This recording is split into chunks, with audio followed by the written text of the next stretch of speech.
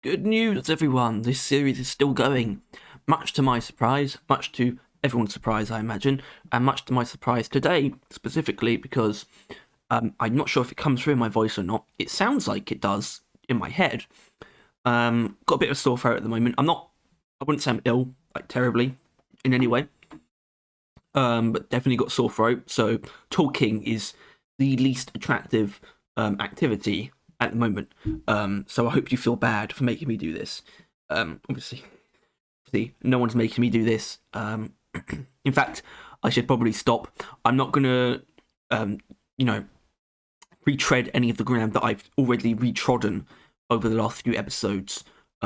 Just note that I acknowledge the unlikeliness of getting overclocks for anything other than weapons. So this is realistically now just a way for me to suggest and modulate some ideas and mechanics I would love to see implemented for these tools and grenades as overclocks potentially, or even just as mods or as mechanics added to the base weapon. And by mods I mean weapon modifications or upgrades, if that helps. So today's victim is Gunner's terribly exciting piece of equipment, the Zipline launcher. Now, in terms of efforts to make it more exciting, I would say I've definitely made an effort in that department, but it can't all be the most exciting thing in the world. I definitely approached the clean one with a very clean overclock idea in mind, and that's the benefit of the clean ones, I think, because they're essentially upgrades on a plate as they are. In this case, it's industrial conveyor, which is an idea that's been rattling around my noggin since the dawn of time, frankly. The ability to place objects on a zipline, including shields, basically. Place objects and have them move on the zipline, therefore industrial conveyor. And it was all about just thinking of the mechanical logic by which this would function. You would throw the object onto the zipline, and if the object happens to touch the zipline, it would become attached to it. I assume that would be fairly simple to implement. And then it would simply travel towards the side of the zipline it's furthest away from, and it would disconnect at the end of the zipline fairly simply. It's a very simple idea in my opinion, a lot of potential. It would give Gunner a lot of utility when it comes to completing missions, especially egg hunts and point extractions.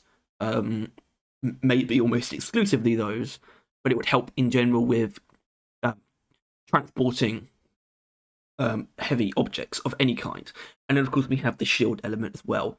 So, I mean, most of you might know that the zipline, when you're on it, you have increased enemy aggro, which makes enemies more likely to target you, which of course really only applies to ranged enemies. In fact, I suppose in a way it probably helps if ground-based enemies are targeting you. That probably helps your teammates, I mean. But still, you might not know that that was not always the case.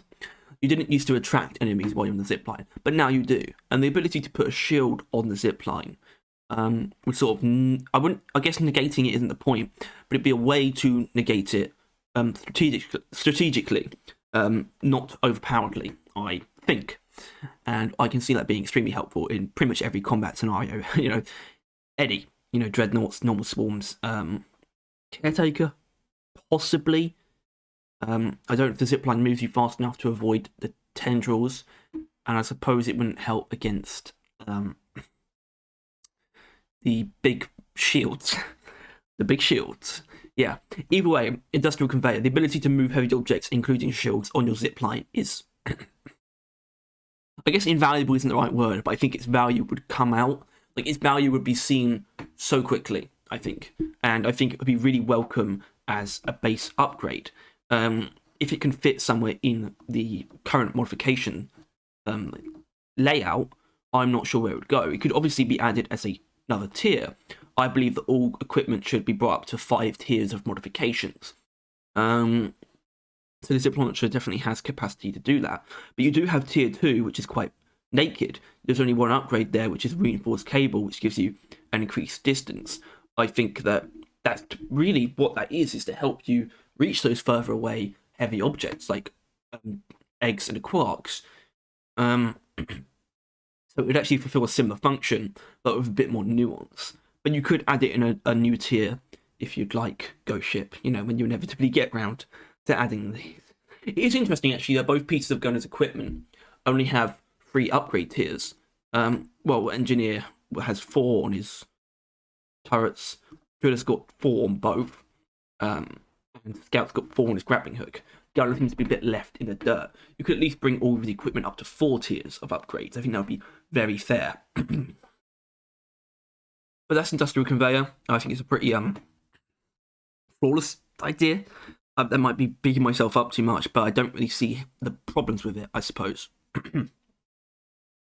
If the problems are obvious, feel free to let me know how stupid I am, because there's definitely potential for me to be stupid.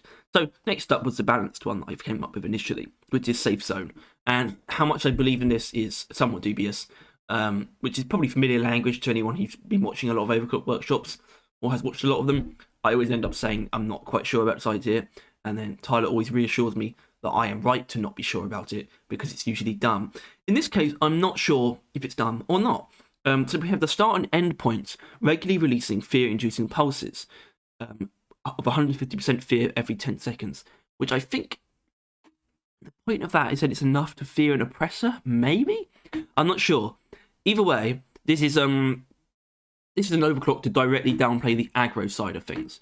So we also have making it so that enemies are less likely to target you while you're riding the zipline, with some sort of utilitarian penalties such as reduced range and deployment angle, but not by much.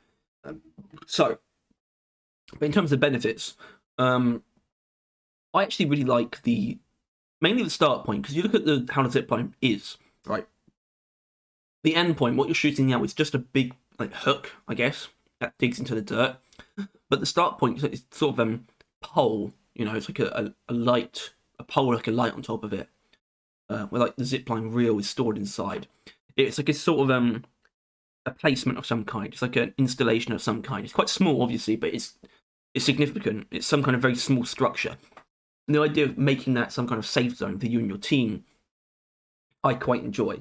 I suppose the only problem with that is the apparent infinite usage of it. And I think if this were to ever be implemented, that's the thing you would immediately need to address. It would need to have some kind of lifetime of the fear side of it. I don't think the zipline itself should have a lifetime where it just crumbles after a certain amount of time, but it shouldn't be releasing fear-inducing pulses forever. That would be pretty overpowered. It's also, if this were to be implemented not as an overclock, you would absolutely have to split it in 2. If anything, you'd ignore the second penalty. No, the second upside, I should say. The first upside I really actually like, and I think especially if you only have it affect the start point of the zipline, I think there's potential there for a very usable and possibly balanced upgrade.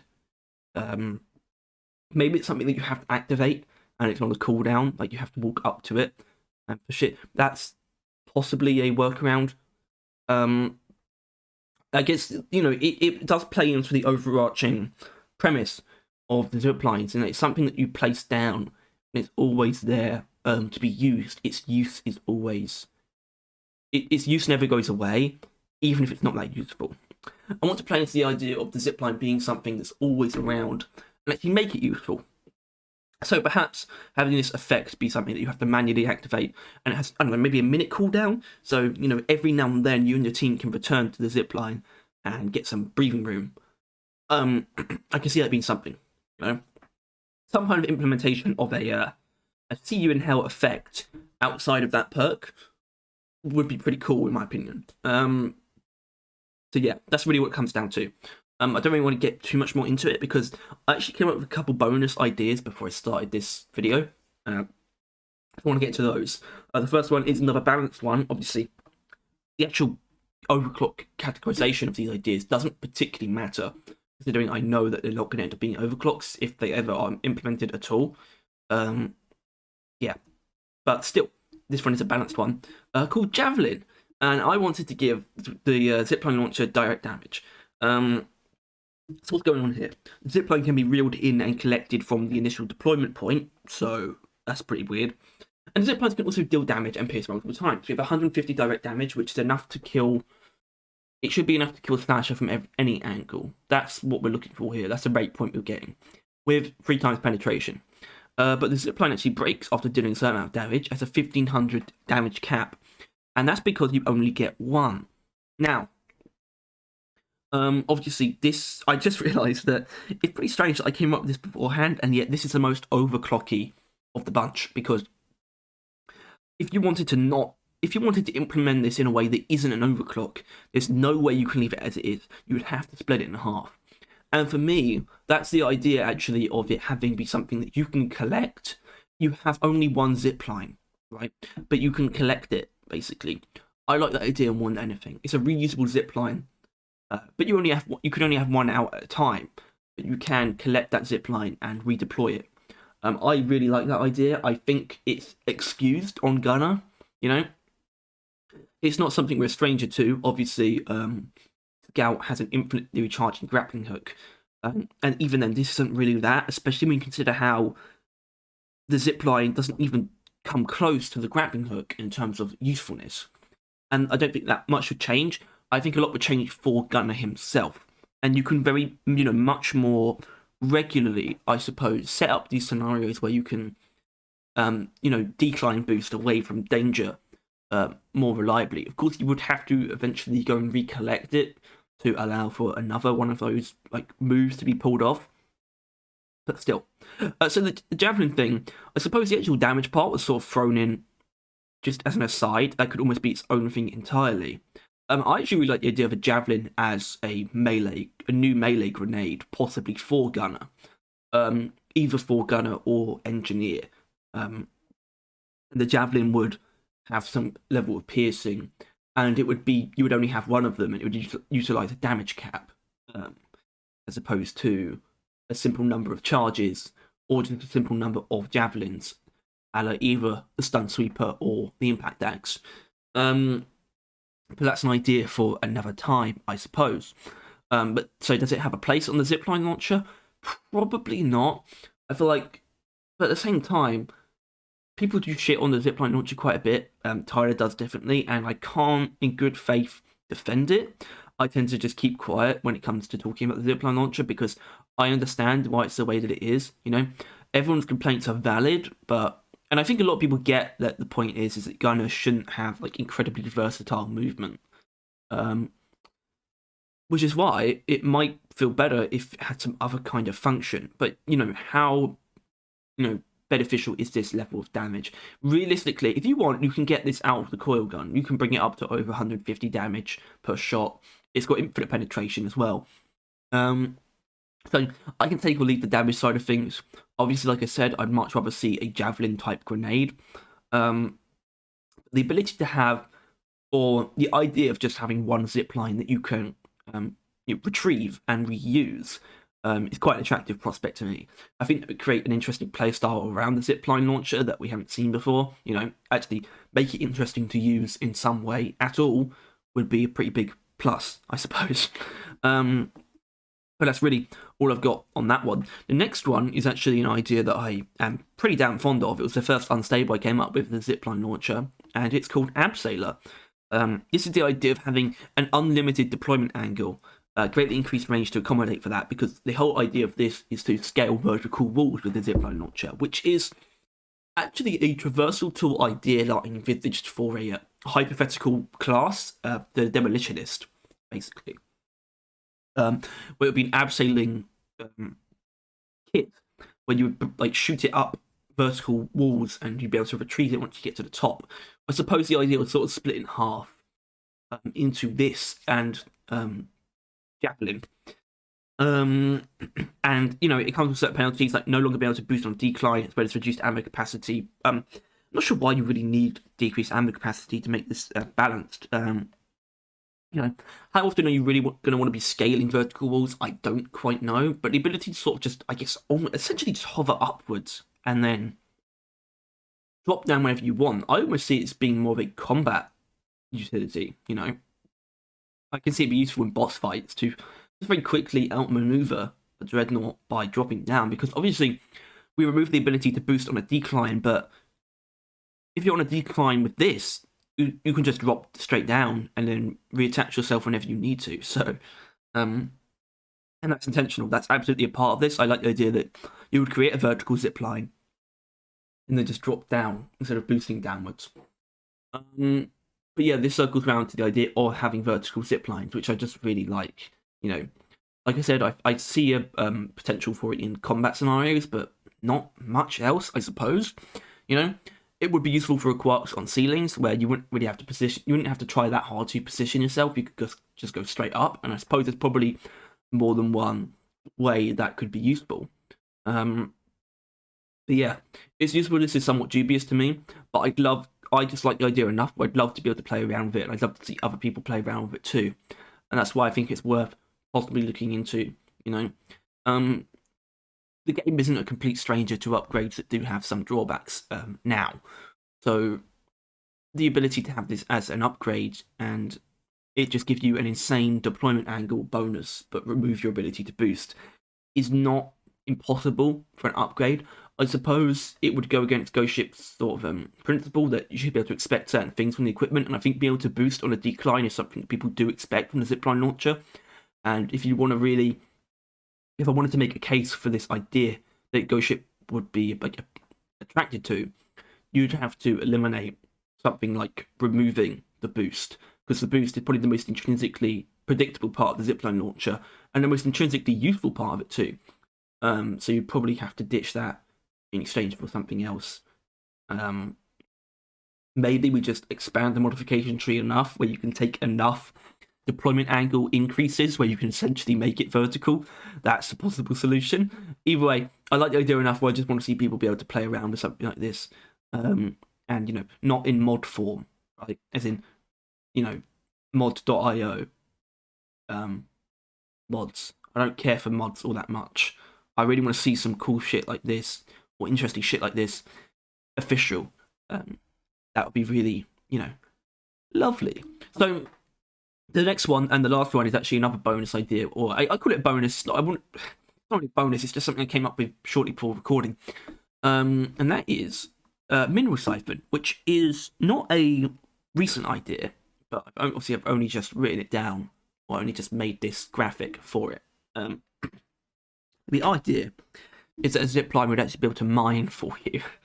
The zipline gradually extracts minerals from deposits. So, deposits being,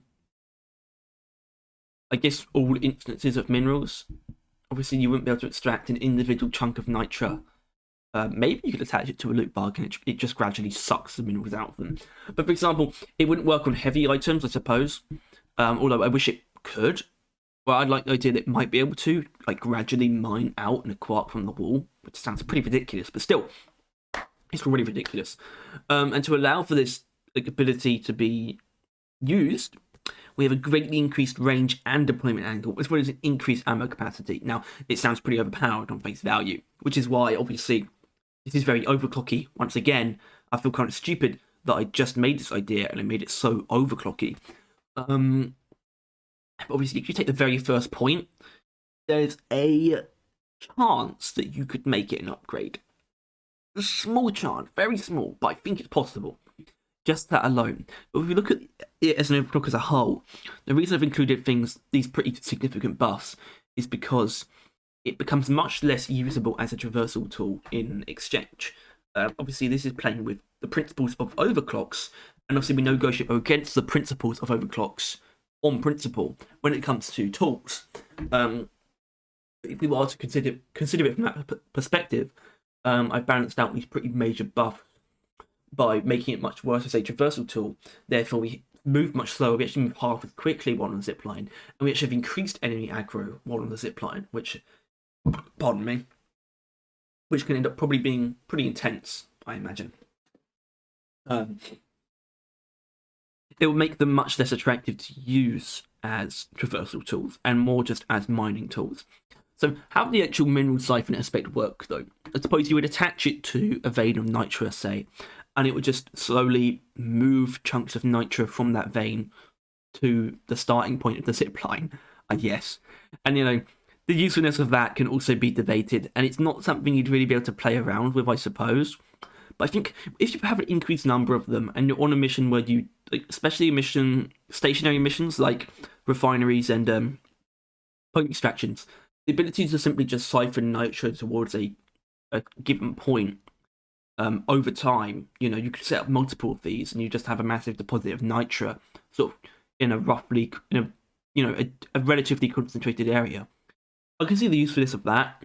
It's just, is the overall usefulness enough to excuse this addition?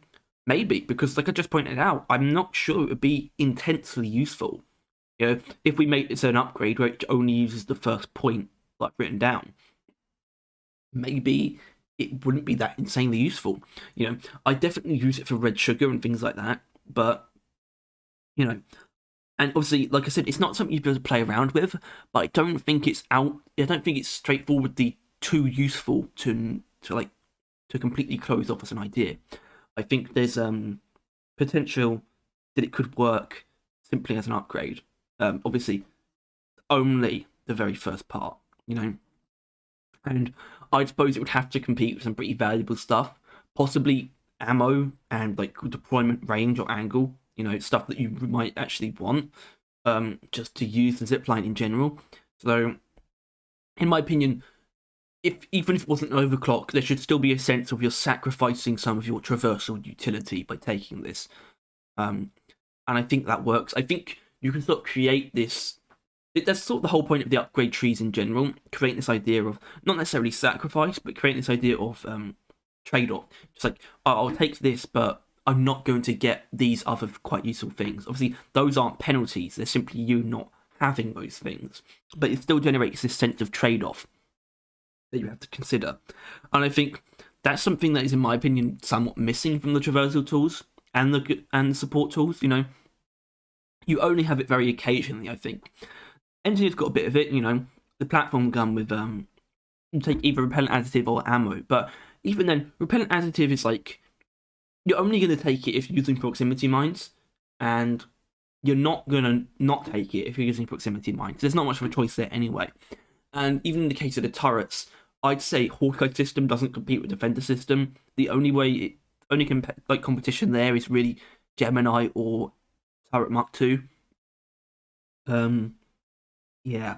So I'd like to see more of this, more of the principles that we see in the weapon mod trees be applied to the tool mod trees. And things like this might be able to generate that sense or that feeling while customizing your traversal and support tool modifications. Either way, that is everything I've got for today. This actually went a little bit longer than I thought. Obviously I had 2 extra ideas compared to normal, but still. Either way, if you did enjoy this, please make sure to, you know, do all that stuff. I apparently it really does help, like when you have to say, make sure to like, subscribe, and hit that bell for like all future videos, whatever. And now I've said it, you know, it's a sly way of me doing it, definitely. It's like the idea that it literally reminds people, but it's just like, I don't feel any more compelled to subscribe to someone or like their video because they're telling me to, right? At the same time, I feel like I'm not going to deny this sort of universal language of YouTubers where we kind of just say that. And there's also this sensation, or this sense, I suppose, that's sort of developed over time where you can almost just ignore it. Like, it's almost like they're not saying it. It's just like a nicety almost, or a formality. It doesn't really have any bearing on the you know, the YouTuber's character, or, you know, their personality, or how you feel about them. I hope. Anyway, thanks for watching, guys. Actually, I suppose I should point out, I mean, I'm sure more of you will probably, maybe not more of you will tune in, but more of you will be seeing what's going on tomorrow.